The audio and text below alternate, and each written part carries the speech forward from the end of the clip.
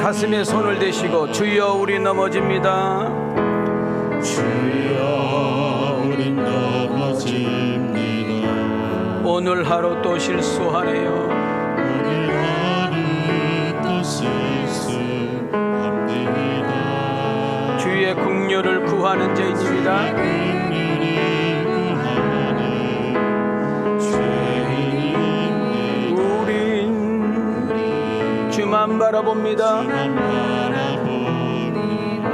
우리 두 손 들고 한없는 주님의 은혜 온 세상 위에 넘칩니다. 온 세상 위에 넘칩니다. 가릴 수 없는 주 영광, 가릴 수 없는 주 영광, 온 땅 위에 온 땅 위에 충만합니다. 주님만 이기리오니 우린 그 길 따라갑니다. 우린 그 길 따라갑니다. 그날에 우리를 이루시. 주는 안전합니다. 주는 완전합니다.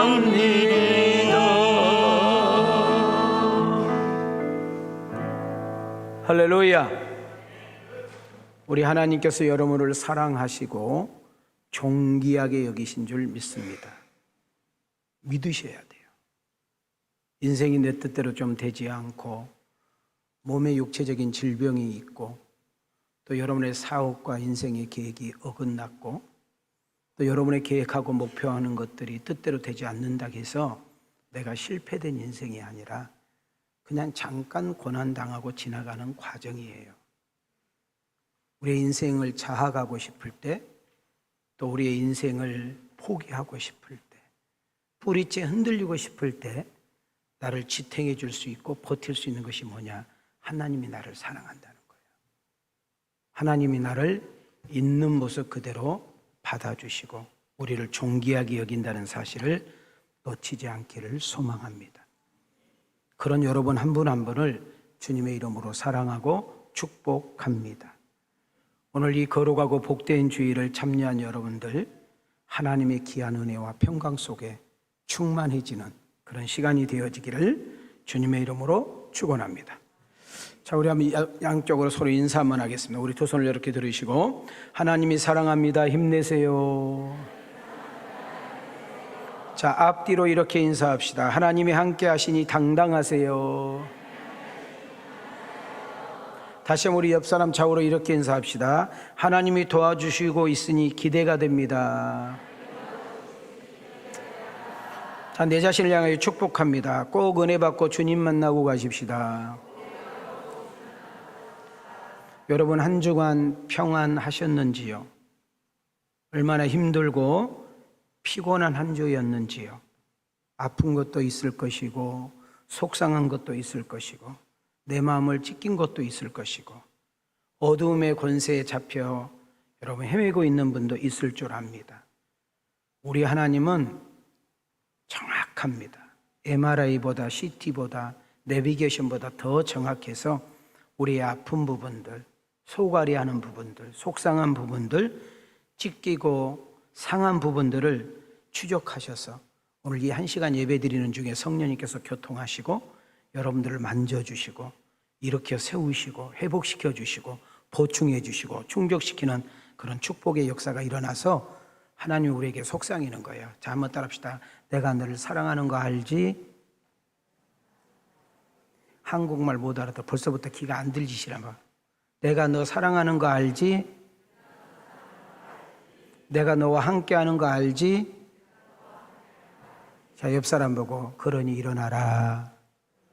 새롭게 시작해라. 이렇게 말하고 있는 줄 믿습니다.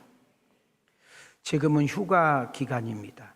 그래서 저희 교인들 많은 가정이 애국 나가서 제가 알기로는 또 지금 가족들과 함께 여러분 교회지로 나가서 지금 보내고 있는 줄도 압니다. 온라인으로 함께 예배드린 사람들도 있겠지요. 저는 여러분들 생활이 형편이 어떠하든지 간에 꼭 휴가는 해야 된다고 생각하는 사람입니다.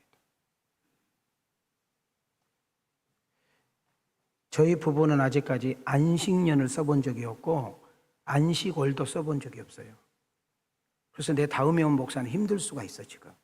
그래서 제가 간혹 우리 집사람한테 여보, 우리도 우리지만 다음 목사를 위해서라도 우리가 1년 안식년 이거는 못하더라도 안식월이라도 한번 쉬어야 돼. 그랬더니 우리 집사람이 하는 말이 목회 은퇴하면 맨날 쉴 건데 뭘 쉬냐고. 똑같아요? 여보 오늘 피곤하니까 새벽 예배 나가지 마. 오늘 하루 새벽 예배 안 나간다고 당신이 새벽 예배 안 나간다고 지구가 종말한 거 아니야. 그랬더니 뭐라 하더라? 죽으면 맨날 잘 건데 뭘 차냐고. 안 웃기구나. 여러분,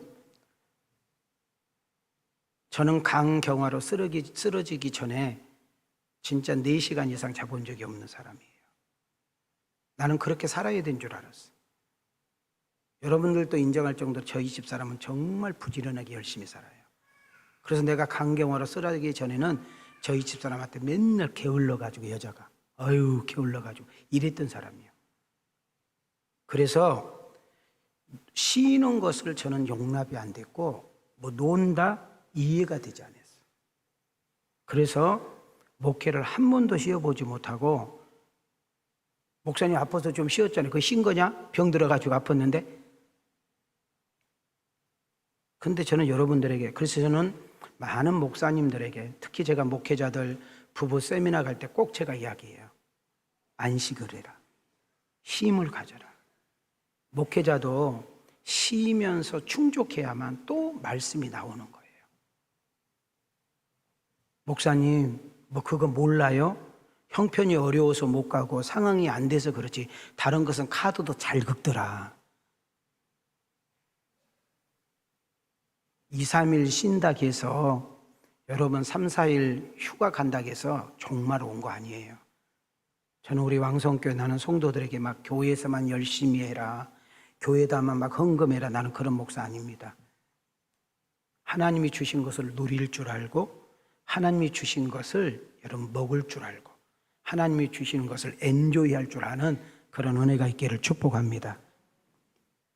쉬지 않고 일하는 것이 훌륭한 것이 아니라 놀 줄 모르고 일만 하는 것이 훌륭한 사람이 아니에요. 우리 간혹 이런 말 하죠. 자, 우리 이런 말 하잖아요. 아이고 고생하다가 이제 살만하니까 죽어버렸네. 자녀들 뒷바라지하느라고 그렇게 먹지도 못하고 오단벌도 못 사 입더니 이제 자녀들이 성공해서 이제 효도 올라오니까 죽어버리네. 그런 말 연수국에서 들으셨죠?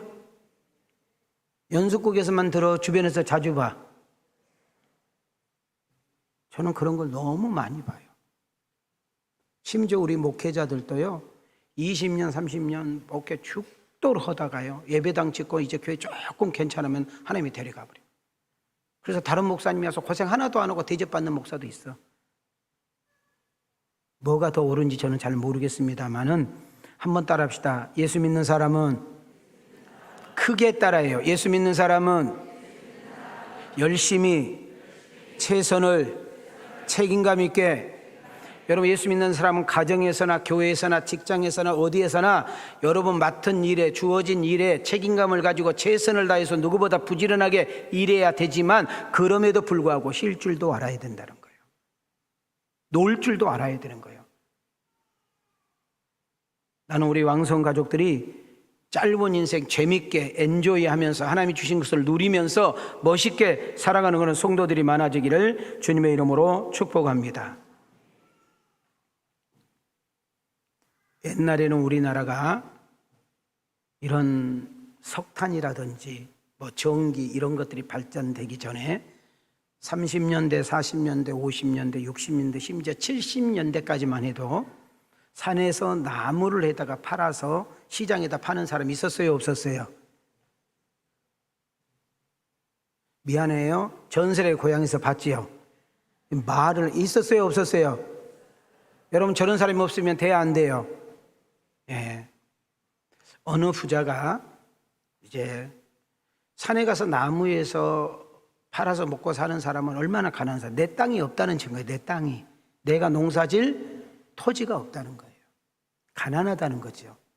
그래서 부자가 아버지하고 아들이 매일마다 산에 가서 나무를 해다가 여러분 시장에다 팔아서 먹고 사는 부자예요. 근데 어느 날 아들이 좀 마음에 좀 이렇게 좀 이상한 마음이 들었어요. 왜냐하면 내가 우리 아버지보다 더 일도 많이 하고 나는 쉬지도 않고 땀을 뻘뻘 흘리면서 도끼질을 하고 낫질을 하는데 꼭 일과가 끝나고 나면 아버지가 일한 나무 양이 훨씬 많다는 거지. 그 아버지를 내가 자기가 이렇게 봤더니 나처럼 열심히 일하지 않고 아버지는 한참 일하다가 좀 쉬었다가 또 한참 일었다가 쉬었다 이러는데 나는 아버지처럼 안 쉰다 말이지. 또 나무를 지고 이제 시장에다 팔면 아버지가 나무를 한 나무는 금방 팔려. 그리고 가격도 잘 받아. 근데 내가 하는 나무는 한참 있다 팔아. 가격도 많이 주지를 않아. 자, 이제 지게를 지고 집으로 오면서 아들이 아버지에게 물어요. 아버지, 나는 진짜 쉬지 않고 땀 뻘뻘 흘리면서 일을 하는데 아버지는 일 조금 하다가 쉬고 일 조금 하다가 쉬고 하는데도 왜 나무 양이 아버지가 많아요? 라고 물었어요. 그때 아버지가 귀한 일을 이야기했어요. 아들아, 나는 1시간 일하고 1시간 쉬지. 근데 나는 그때 담배만 피고 멍하고 산만 보는 것이 아니라 내가 뭐 했을까? 숯들로 도끼를 갈고 낫을 갈았어. 너는 그냥 막 힘만 쓰고 나무를 찍으니까 나무를 조금 하다 보면 어떻게? 나다하고 도끼가 무뎌져서 한 번 할 거 10번 찍어야 되고 10번 할 거 20번을 찍어야 되는 거잖아. 그러니까 너는 힘만 들고 지쳐서 일의 양이 줄어. 아버지는 쉬었다가 다시 하니까 힘도 충족되고 그리고 나다고 도끼를 가니까 훨씬 더 양이 많아지는 거야. 그러니까 일만 무조건 하지 말고 힘들면 쉬고 싯돌에다가 네 도끼를 가는 것도 중요하단다 라는 이야기를 해준 거예요. 자, 공감하시나요? 여러분, 우리 다시 한번 이야기해요. 우리 예수 믿는 사람은 부지런해야 돼. 우리 예수 믿는 사람은 책임감이 있어야 돼. 우리 예수 믿는 사람은 성실함으로 인정을 받아야 돼. 여러분이 머물고 있는 곳, 여러분이 손대는 곳마다, 여러분이 책임지고 있는 곳마다 인정을 받아야 돼. 그러나 그렇게 일했으면 쉴 줄도 알고 누릴 줄도 알고 즐길 줄도 아는 멋있는 우리 왕성 가족들이 많아지기를 주님의 이름으로 축원합니다. 그래서 휴가 가라 그 말이에요. 주일 한 번 못 지킨다고 여러분 지구가 종말한 거 아니니까 가까운 교회 있으면 그 가까운 교회 나가시고 그것도 여유가 안 되면 온라인으로 말씀 들으시고 꼭 본교회 와서 예배 드려주면 너무너무 좋지요. 진짜 예쁘지요. 하나님이 왜 우리에게 안식일을 지키라고 했을까? 자, 이제 우리는 안식일이 변하여 주일을 지키죠. 왜? 우리 주님이 부활하시는 날이 주일이었기 때문에 우리는 그것을 지키고 있습니다. 이 안식일을 통해서 하나님께서 우리에게 주신 은혜가 뭐냐?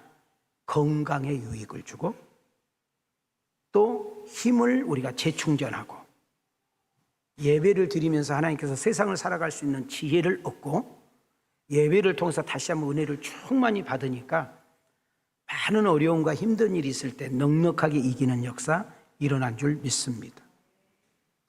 또한 이렇게 안식일을 통해서 우리가 주일을 지킴으로 인해서 가족들과 함께 교제를 나누고 또 우리 함께 성도들과 함께 교제를 마시고 또 차도 마시고 식사도 하면서 또 이렇게 이야기거리 보따를 풀으면서 또 하나님께서 주시는 그런 은혜가 있는 거죠. 우리는 요즘은 개인적인 플레이, 그래서 밥도 혼자 먹고 혼밥, 술도 혼자 먹어서 혼술, 영화도 혼자 보니까 혼영, 이것이 아주 혼자 하는 것이 익숙해져 있는데 아주 이건 잘못된 거예요. 여러분, 하나님은 서로 연합하고 서로 하나 되고 서로 협력하고 서로 우애하고 서로 교제하고 서로 나눌 때 주시는 은혜가 있는 줄 믿습니다. 젊었을 때 여러분 힘이 있으니까 젊었을 때 능력이 있으니까 혼자가 좋죠. 나이가 먹고 중년이 들어가고 병이 들고 어려우면 이웃이라는 것이, 친구라는 것이 얼마나 귀한지 알게 될 거예요. 자, 우리 한번 옆 사람 봐요. 혼자는 못 살아요, 함께 살아요. 시작. 내가 하나 물어볼게요. 혼밥 좋아하는 사람한테 물어볼게요. 혼자 밥 먹으면 맛있냐? 여러분, 먹는 것도 함께 먹어야 맛있지. 내가 물어봤어요. 글을 봤어. 왜 혼밥을 좋아하냐? 선택하기가 쉽대. 여러 명이 가서 뭘 먹으려면 고르는 데 시간 걸리나? 그것이 그렇게 어려워? 무슨 뭐 고시 공부요?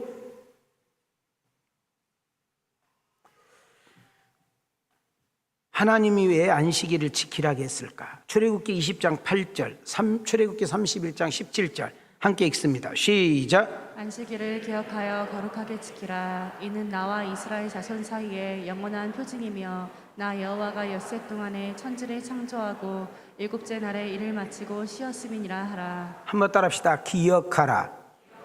여러분, 주일이 중요한 것이 기억하는 거예요. 하나님의 은혜를 기억하는 거예요. 하나님의 도우심이 없이는 안 되는 것을 기억하는 거예요. 우리의 힘만 가지고 살 수 없다는 것을 기억하라는 거예요. 우리의 열심만 가지고, 우리의 노력만 가지고 되지 않는 것을 기억하라는 거예요. 우리는 하나님의 은혜가 있어야 되고, 하나님의 보살핌이 있어야 되고, 하나님이 끌어주셔야 되고, 하나님이 밀어주셔야 되고, 적소에 하나님의 역사가 있어야 되는 줄 믿습니다.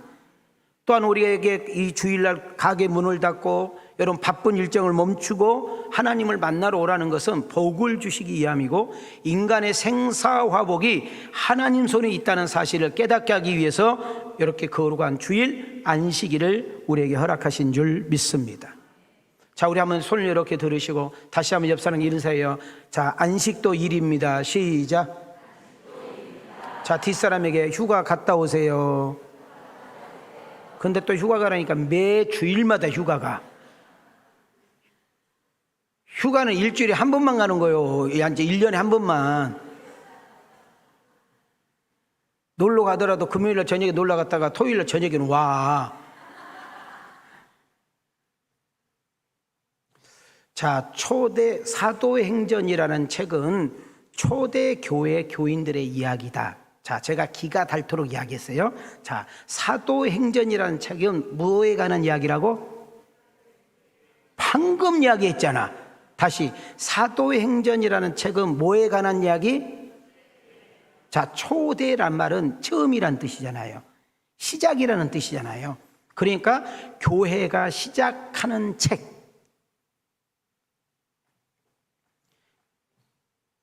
우리는 여러분 앉아있는 이 예배당을 기도할 때 성전이라는 말을 쓰는 분들이 지금도 계셔요. 잘못된 말이에요. 예수님이 십자가에 지시기 전까지는 성전이란 말이 맞아.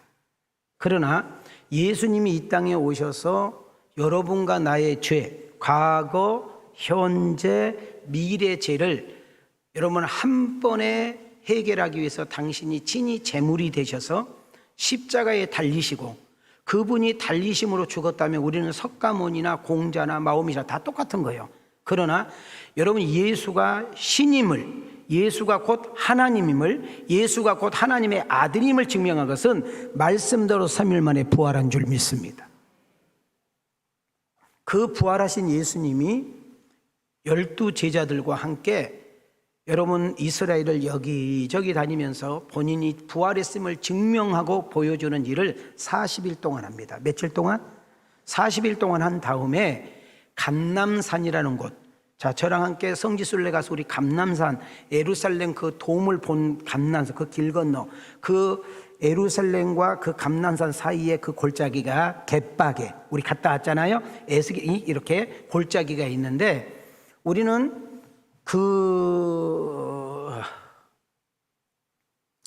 예수님께서 그 감람산에서 이제 마지막 이렇게 승천하시면서 한 500명의 신도들이 그 예수님 승천을 봅니다. 그리고 이렇게 말을 해요. 예루살렘을 떠나지 말고 내가 너희들에게 보낼 것이 있는데 바로 그것이 성령이라는 거예요. 그러니까 그 성령을 기다리라는 거예요. 그래서 그 500명의 성도가 자, 여기 보지 말고 저만 보세요. 저만 보셔. 얘들은 돌아다니면서도 다 봐. 태양이 태주가 지 엄마보다 더 잘 알아. 그러니까 걱정하지 마요. 그리고 아까 막 구루마 굴러다니죠. 걱정하지 마. 벤츠가 왔다 갔다 하잖아요. 그럼 뭐 그러니까 걱정은 신경 쓰지 마. 신경 쓰지 마. 얘들은 관심을 가지면 더 신경 쓴단 말이죠. 자, 저를 보세요. 저만 보시오. 그래서 마가 다락방에서 500명의 신도들이 성령을 기다렸는데 하루 기다리고 3일 기도 우리 안 오네? 그래서 사람들이 뿔뿔이 헤어져. 그런데 하나님은 약속하시면 시건치 않으시고 이루시는데 정확하게 10일째 되는 날, 50일째 되는 날, 예수님이 부활하여서 50일째 되는 날 마가다락방에 성령이 임한 줄 믿습니다. 너무 놀라운 것은 120명의 신도들이 다 성령으로 충만하게 담궈지는 역사가 일어났어. 자, 오늘 2부 예배 참석한 여러분들에게 축복합니다. 여러분 사도행전을 강론을 듣는 이 자리에서 예배를 드리는 이 자리에서 성령의 여러분 충만함과 성령의 기름 부으심과 성령의 교통하심의 역사가 여러분과 나를 통해서 이루어지기를 원하시면 아멘.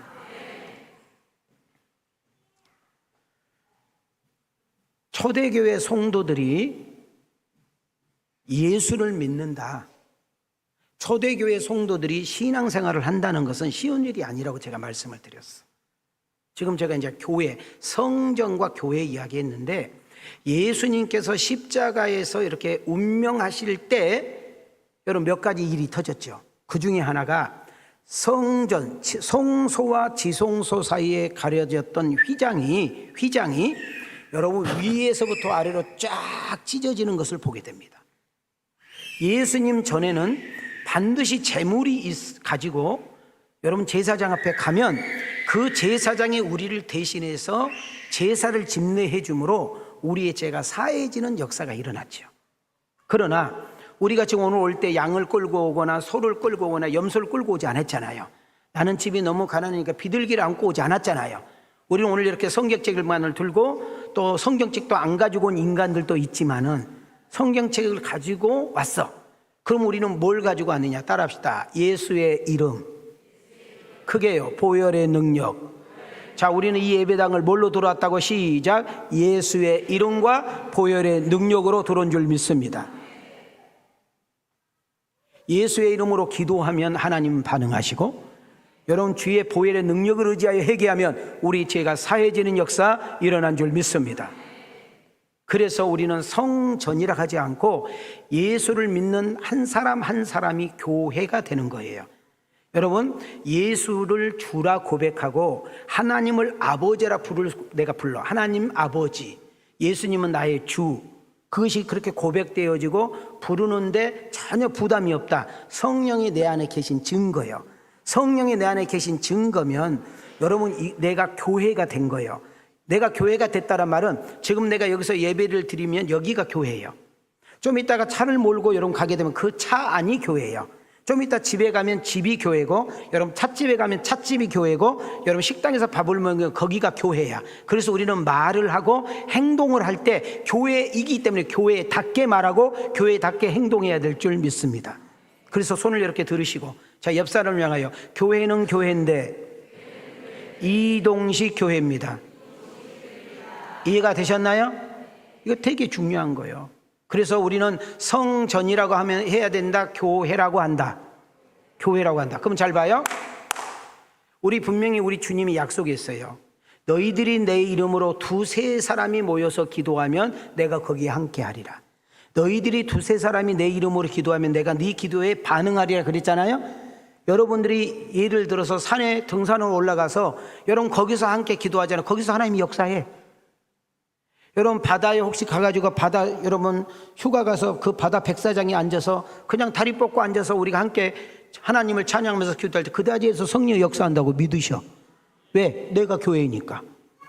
깨달아지는 은혜가 있기를 주의 이름으로 축원합니다. 처음 교회를 다닐 시작이 될 때 사도행전이 이렇게 기록이 될 시기에는 예수를 믿는 것이 쉽지만은 않았다. 만약에 내가 예수를 믿고 교회를 다니려면 몇 가지 각오가 되어 있어야 되는데 첫 번째, 예수 믿는 순간 모임으로부터 왕따를 당해야 돼요. 내가 예수를 믿는다고 딱 알게 되면 부모님이 재산, 유산을 주지 않아요. 내가 교회를 다닌다는 것이 알게 되면 공무원, 관공서에서 일할 수가 없어. 심지어 직장에서 내가 크리스찬이라고 하면은 쫓겨나고 실직자가 됩니다. 이웃 친구 모임 등등에서 왕따를 당했고 성공과 출세는 내가 예수를 믿음으로 멀어져야 했어요. 다시 말하면 내가 예수 믿는 것 때문에 사람 대접을 못 받아. 자, 저는 여기서 아무리 연구해도 내가 풀리지 않는 것이 이겁니다. 그러면 교회를 다니는 사람이 한 명도 없어야 돼. 교회를 다니다가도 안 다녀야 돼. 나 이제 교회 안 다녀요. 나 이제 그런 예수 필요 없어요. 이래야 되는데, 우리가 사도행전을 한 장 한 장 넘어갈 때마다 너무너무 놀랍고 충격적인 것은, 여러분 사도들이 가서 복음을 전하는 것마다, 예배당에 세워지는 것마다 놀라운 영혼들이 주께로 돌아오는 역사가 일어난 줄 믿습니다. 인간적으로 생각해 보면, 상식적으로 생각을 해보면 예수 믿을 사람이 없을 것 같아요. 왜? 예수 믿는 것이 그렇게 힘드는데, 예수 믿으면 모든 것을 포기해야 되고 너무나 많은 것을 잃어야 되는데, 여러분 같으면 예수 믿겠어요? 아니, 거짓말하지 말고 여러분 같으면 예수 믿겠냐고. 부모가 재산 안 준다는데, 저 사거리에 있는 상가 교회 안 다니는 형 준다는데, 저 뒷산에 있는 5만 평 교회 안 다니는 내 여동생 준다는데, 야, 엄마 나도 교회 안 다닐 거야. 이래야 맞잖아요.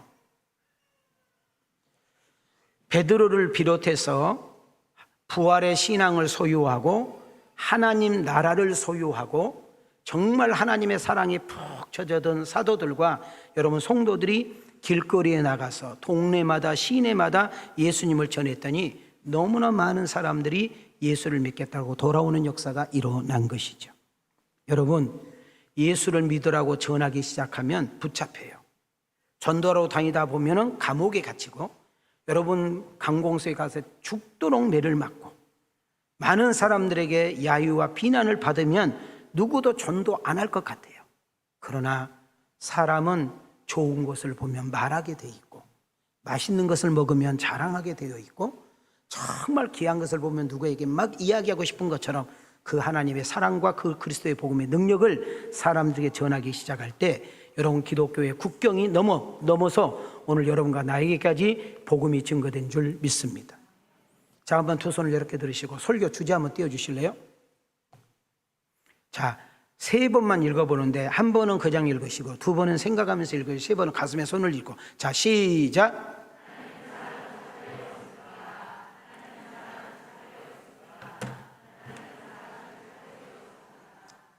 여러분, 지금 차별금지 때문에 우리나라도 문제가 되잖아요.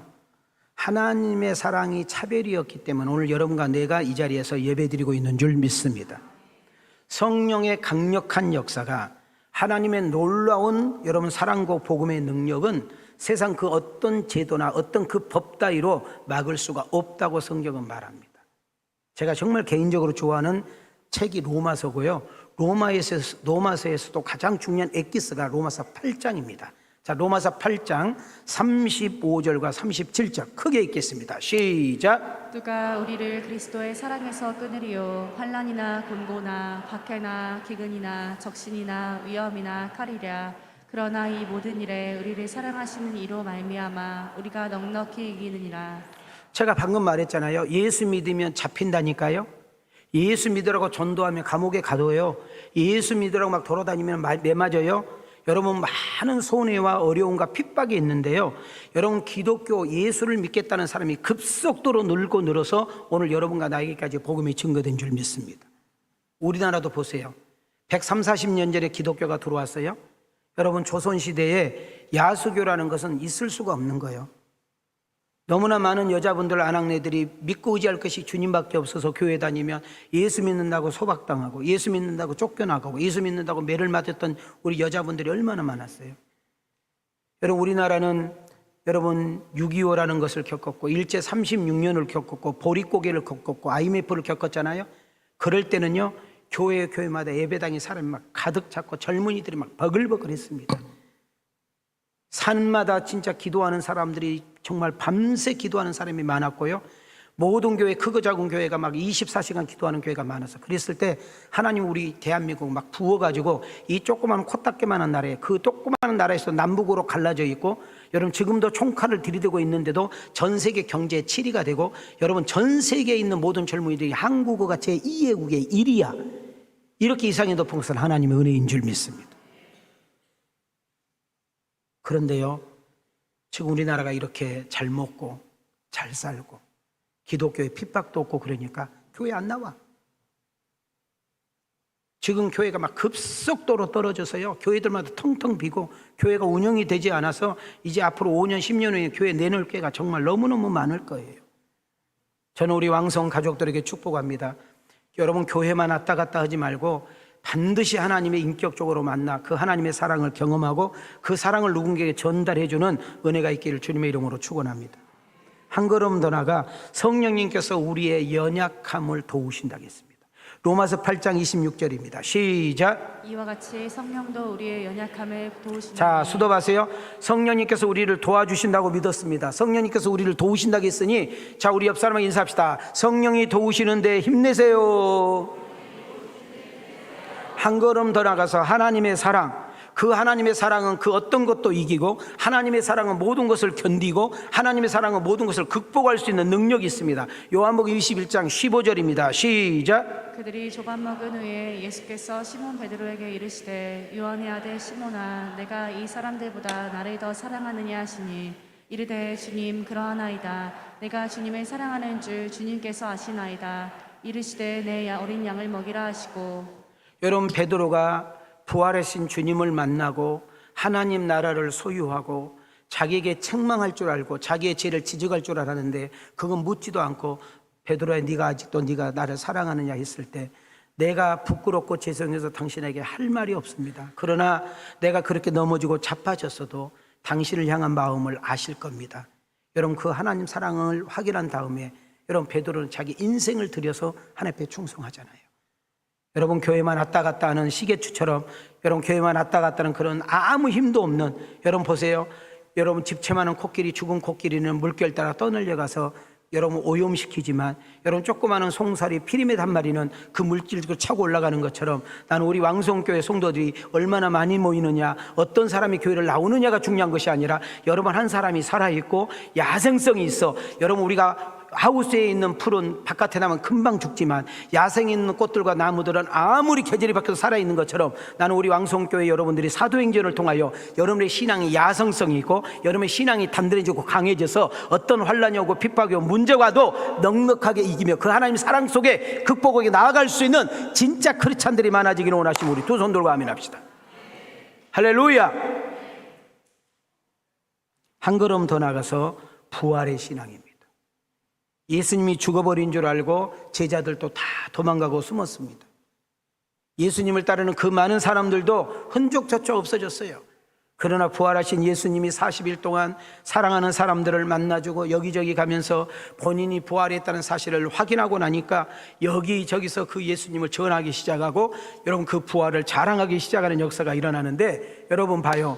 우리의 신앙이 진짜인지 가짜인지 죽음 앞에서 보면 아는 거예요. 우리 찬송가 가운데 내 주를 가까이 하게 함은 십자가 진 같은 고생이라, 그 찬양 가운데 숨질 때 되도록 늘 찬송하면서 주께도 나가기 원합니. 우리 두 손들도 다 같이 숨질 때 숨질 때 되도록 찬송하면서 주께로 나가기 원합니다. 저는 바라옵기는, 저는 기대하는 것은 우리 왕성교회를 출입하는 여러분 한 사람 한 사람이 죽음 앞에서도 웃을 수 있고 죽음 앞에서도 노래할 수 있고 죽음 앞에서도 오히려 축복하며 천국에서 만나자고 고백할 수 있는 살아있는 증인, 부활의 신앙으로 똘똘 뭉치는 역사가 일어나기를 주님의 이름으로 축원합니다.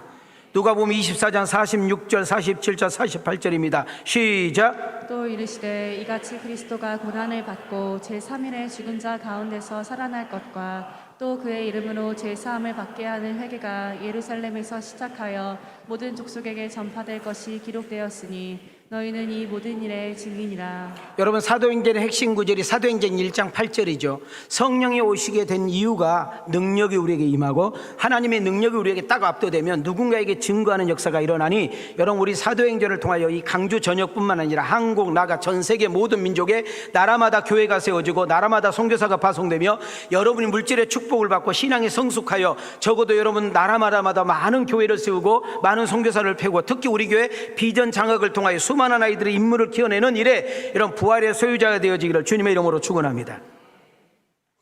삭개오 아시죠? 담임 목사의 욕심입니다.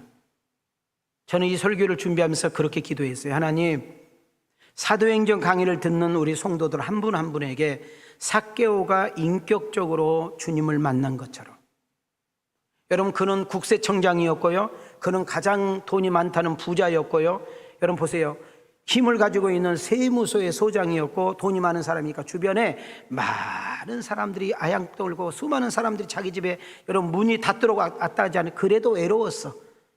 수많은 여자를 품어보고 술을 먹어보고 인생 다 바꿔봐도 만족이 없어.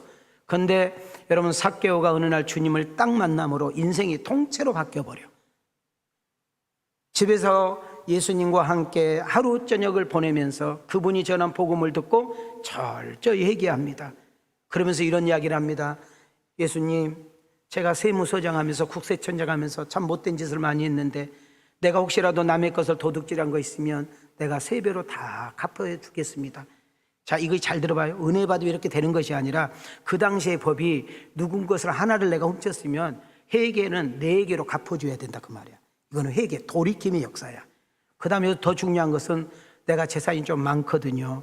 나는 돈이 많아야 움켜져야 이런 것이 있어야 행복이고 성공인 줄 알았는데 내가 예수님을 만나보니 내 가치관이 바뀌고 내 행복관이 바뀌고 내 인생관이 바뀌네요. 내 재산 반 이상을 딱 나누어서 정말 필요하고 어려운 사람들에게 나누, 이것이 변화와 회복인 줄 믿습니다. 교회만 왔다 갔다 하는 것이 아니라 어느 때까지 언제 아무 의미도 없고 힘도 없고 사람들에게 영향도 주지 못한 그런 종교인이 아니라 여러분, 부활하신 예수님을 만나고 하나님의 나라를 소유하고 하나님이 나의 아버지가 되고 부활의 신앙을 가짐으로 인하여 예수님을 인격적으로 만남으로 인하여 내가 살고 있는 내 배우자가, 내 자식이, 내 친구, 동료가 나의 변화와 그 변화된 모습 속에 예수가 나타나고 그리스도가 증거되어지는 그런 역사가 일어나기를 주님의 이름으로 축원합니다.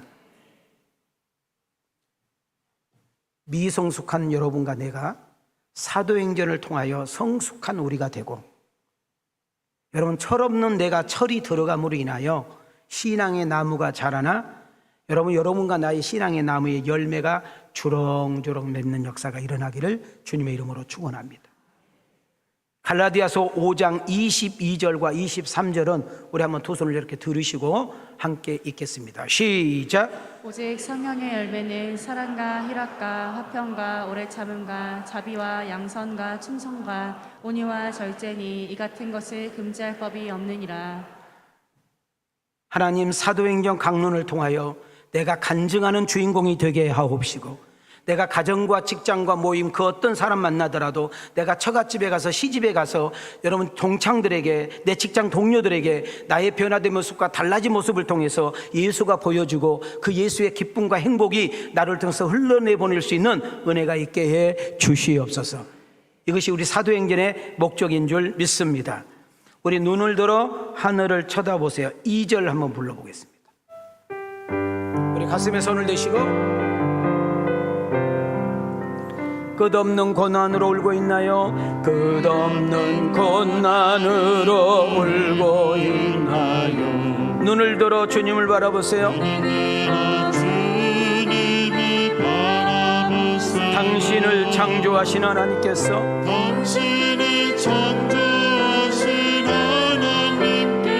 해결해 주실 거예요. 지금 당신이 먼저 해야 할 일은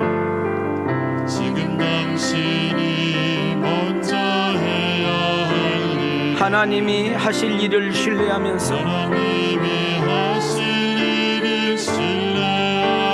모든 것이 합력하여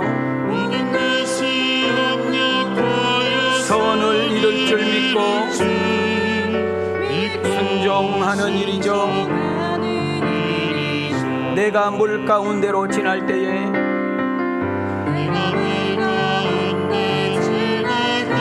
물이 너를 침몰치 못할 것이며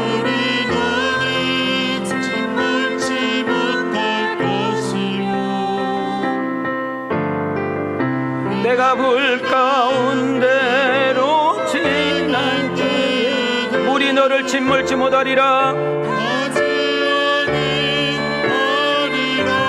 우리 두 손 들고 하나님의 이 약속을 믿는다면 모든 것 주님께 맡기세요. 눈을 들어 바라보세요. 그리고 감사하세요. 가슴에 손을 대시고 그리고 기도하세요. 그리고 기도하세요. 오늘 우리가 읽었던 내용을 보면 우리가 연속 사도행전 10장에서 여러분에게 연속 말씀했던 부분들이 다시 한번 각인시켜주고 있는 내용입니다. 여러분, 예루살렘 교회가 지도자 베드로가 이방인 고넬료의 집에 가서 오랫동안 머물렀고 그 오랫동안 머무는 것뿐만 아니라 그들과 함께 먹고 마시고 말씀을 강론하고 심지어 예수를 믿겠다 하니까 그들에게 세례까지 베풀었던 이야기가 베드로가 이미 예루살렘에 오기 전에 벌써 귀에 다 들어간 거예요.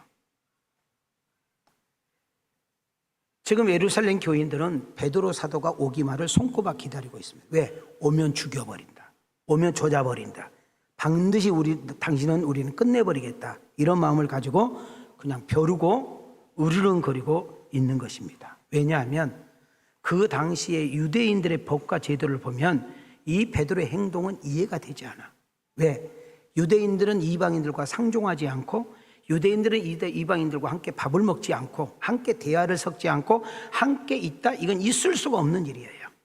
자, 사도행전 11장 2절 3절에서 그 해답을 찾을 수가 있어요. 시작. 베드로가 예루살렘에 올라갔을 때에 할례자들이 비난하여 이르되 내가 무할례자의 집에 들어가 함께 먹었다 하니.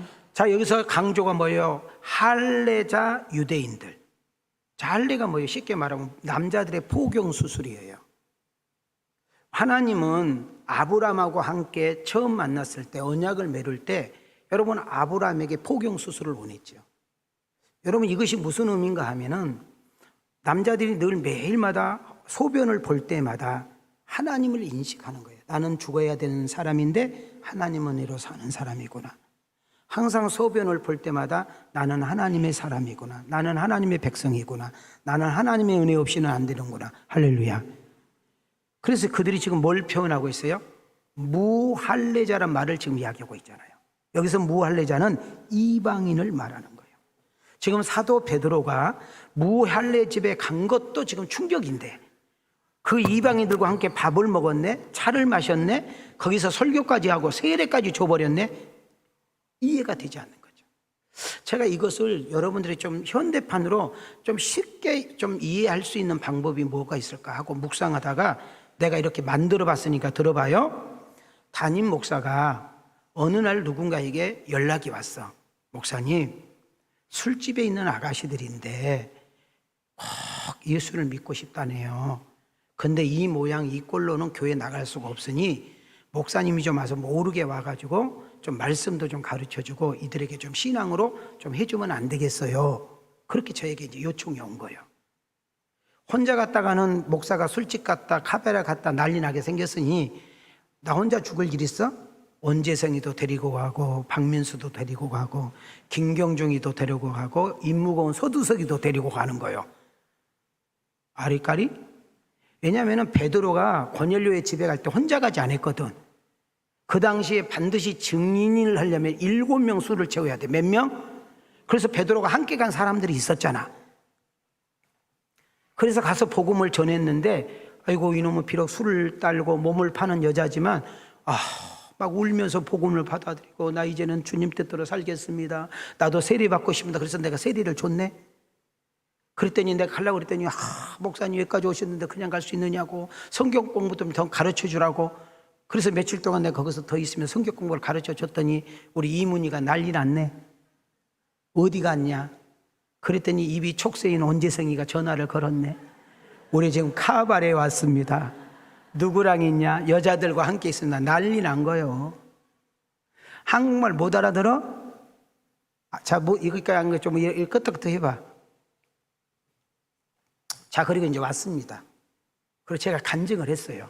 여러분, 참 희한한 일이 있네요. 누가요, 어느 술집에 카바레에 많은 직원들이 있다고 해서 갔어요. 갔더니 진짜 그들에게 복음을 전했더니 너무너무 은혜 받고 회개하고 주님 뜻대로 살겠다고 해서 세례 주고 왔네요. 너무너무 감사해요. 이렇게 끝났으면 좋겠는데 이것이 이제 퍼지잖아.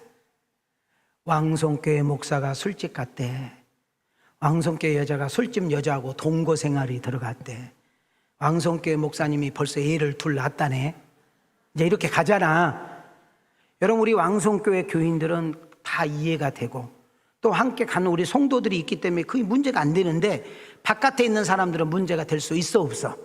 그러니까 총회에서 노회에서 강조 기독교 연합해서 회개해라, 증명되라 막 하고 난리 난 거예요. 그래서 어느 날 9시 뉴스에 나옵니다.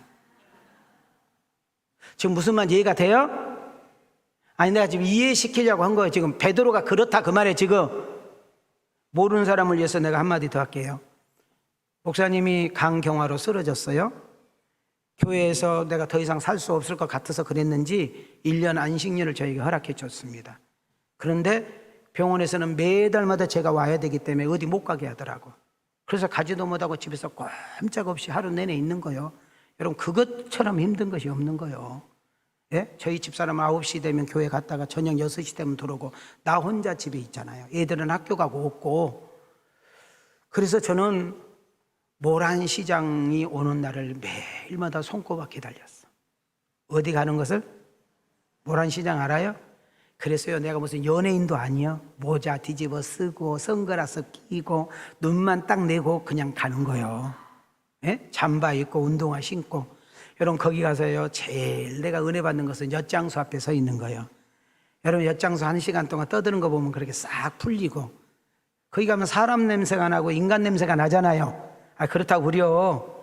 그래가지고 이제 일 보고 집에로 오려고 그러면요, 모란에서 차를 타면 자리가 없어.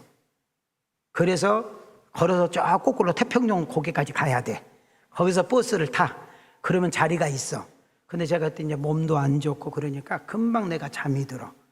그래가지고 이렇게 잠들고 이렇게 이제 타고 이제 3분 국도를 오는데 여자들이 너무너무 시끄럽게 떠들더라고. 그래서 나는 몸도 안 좋은데 그래서 뭐해 그랬더니 차가 꽉 차가지고 여자들이 내 앞에 아줌마들 한 4-5명이 서가지고 이야기를 하는 거예요. 그 이야기 내용이 어디서 많이 들어본 이야기를 하더라고. 아줌마 하나가 이래. 야, 너 왕성교회 목사님 이야기 들었냐? 아니, 야, 그 목사님 죽었대. 옆에 있는 여자 하나가, 너 이제 들었냐? 그분 고향이 한평이잖아. 이미 장례 치렀다던데? 너 쳐버렸어. 내가 그 순간 뻘떡 일어나서 부활했다고 하려다가. 그러니까 우리 교인들은 우리 목사님 좀 아파서 쉬고 있다 이렇게 했겠지요. 그랬는데 벌써 몇 동 쳐버렸어. 지금 무슨 말 이해가 돼요?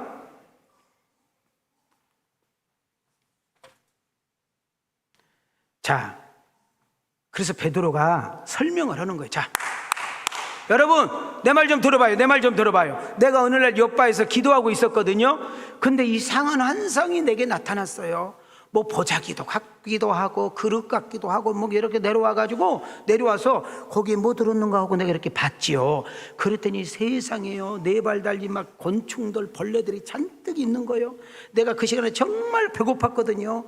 그런데 우리 주님께서 저를 딱 보시고 내가 하고 뒤로 물러니까 먹어라. 그래서 이거는 우리가 먹으면 안 되는 겁니다. 그랬더니 또 음성이 2번 들리기를, 내가 깨끗하다는데 왜 네가 더럽다 가느냐, 내가 먹으라는데 왜 먹지를 않느냐 하고, 이상하다, 왜 이런 환상이 내게 보일까 했더니 누가 문을 두들겨서 내려가 봤더니 고넬료라는 사람이 심부름을 보냈는데 우리 하나님께서 당신을 오라고 하면은 무슨 뜻인지 알 거라는 거예요. 그때 베드로가 아하, 하나님이 여기 가라고 한 사인이구나. 그래가지고 갔더니 복음을 전했더니 그들이 예수를 믿기 시작하고, 올라가 했더니 말씀 너무 좋으니까 더 전하라고. 그래서 세례 주고 온 것이 그거예요.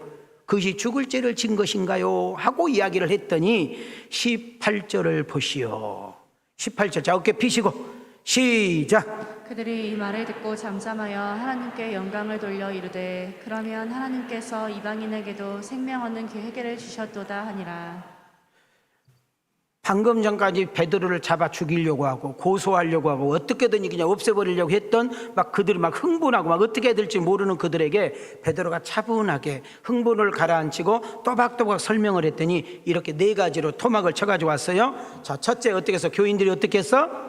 잠잠해졌어. 그 다음 베드로 말이 어떻게 하기 시작했어? 동의하기 시작했어. 그를 대적하고 막 하려고 했던 사람들이 어떻게 됐어? 하나님께 영광을 돌렸어. 그리고 이방인들이 회개하고 예수 믿었다는 이야기에 함께 기뻐하는 역사 일어난 줄 믿습니다. 이것이 성령의 역사요, 하나님의 은혜인 줄 믿습니다.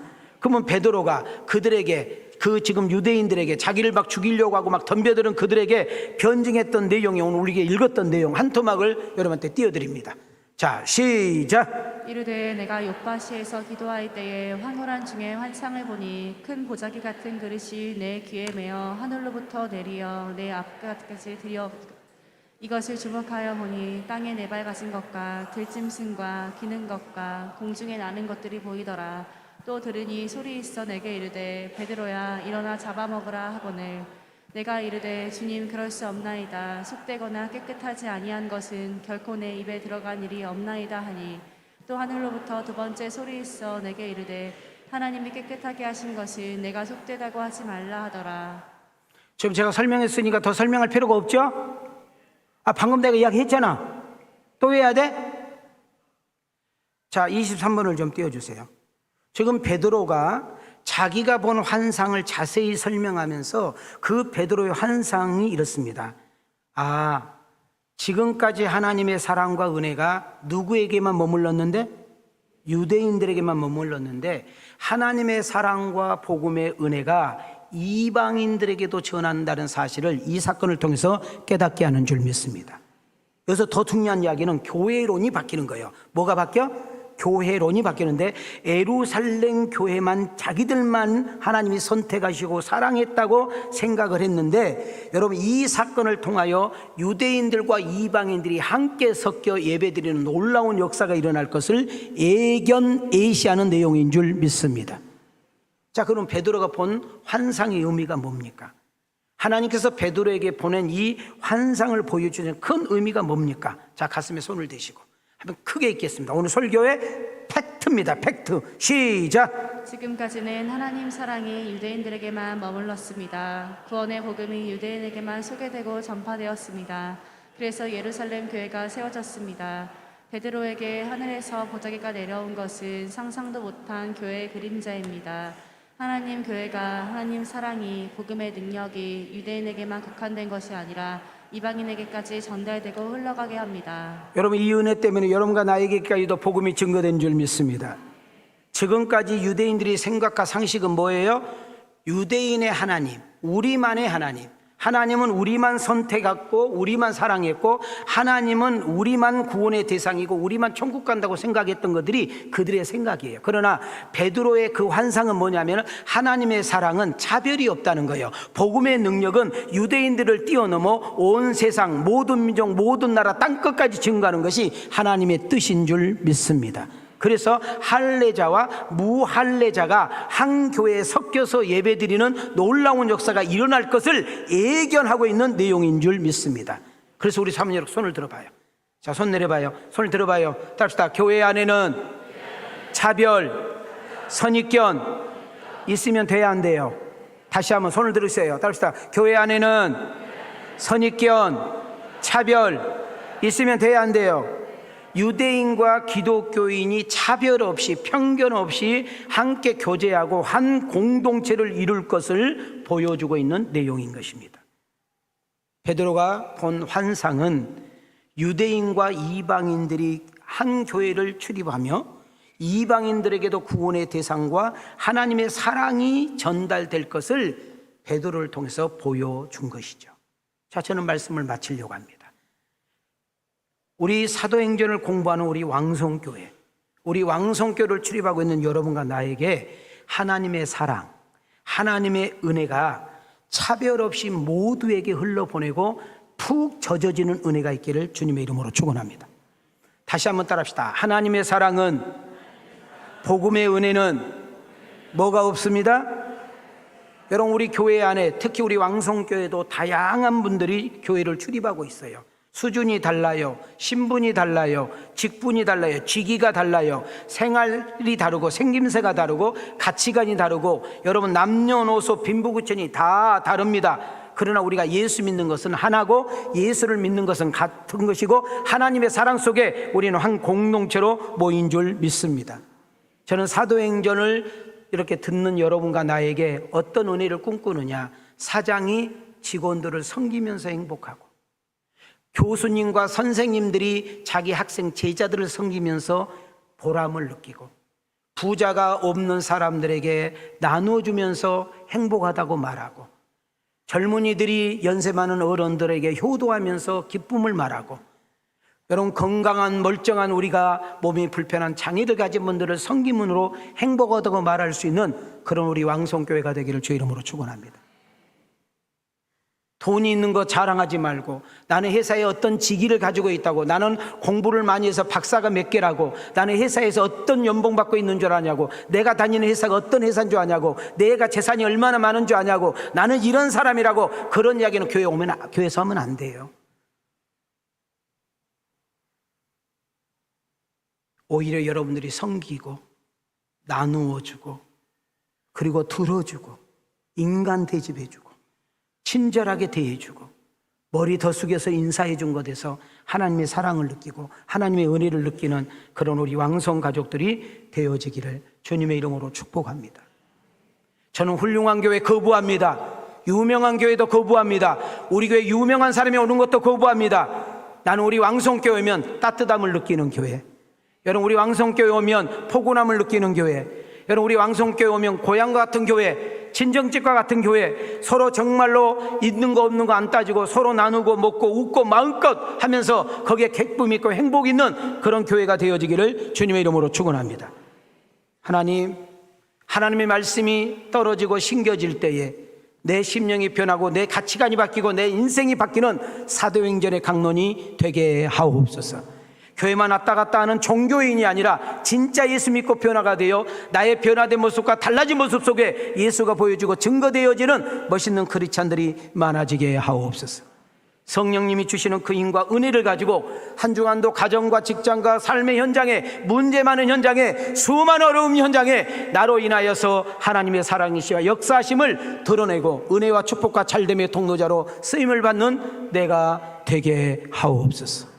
이런 은혜가, 이런 축복이 여러분들에게 임할 수 있기를 주님의 이름으로 축원합니다. 주님의 이름으로 축복합니다. 은혜 주시는 이제는 우리 주 예수 그리스도의 은혜와 우리 하나님의 만극하신 사랑과 성령님의 감동감화 내주 역사심이 연총이, 하나님의 사랑은 차별이 없다는 말씀을 가슴에 새기고 돌아가는 아들과 딸들 머리 위에, 저들의 가정과 직장과 생업 위에, 우리 왕성교회 이 나라 세계 선교 위에 하나님의 은혜와 축복이 영원토록 계실지어다.